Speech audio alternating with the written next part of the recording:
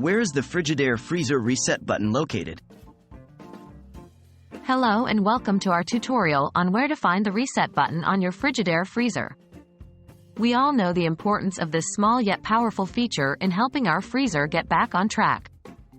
Today, we're going to delve into the intricacies of your appliance and locate the reset button together. What is the purpose of the reset button? The reset button on your Frigidaire freezer is designed to help reboot your freezer's internal computer system should it encounter any errors or malfunctions. Pushing this button essentially acts as a fresh start for your freezer, allowing it to reset any faulty codes or issues that might be causing it to operate improperly. Where is the reset button located?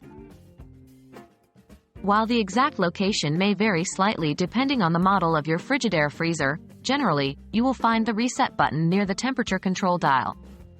In upright freezers, it's typically found inside the main compartment, often at the back. Please note, some models may not have a physical reset button. Instead, resetting may involve unplugging the unit, waiting a few moments, and plugging it back in. How to reset your Frigidaire freezer? Follow the steps below to properly reset your Frigidaire freezer. 1. Locate the reset button near the temperature control dial. 2.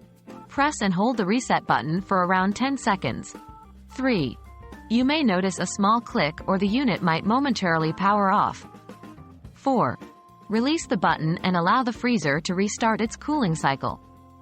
If your freezer does not have a physical reset button, simply unplug the freezer, wait for around 10 minutes, then plug it back in to achieve the same effect. There you have it.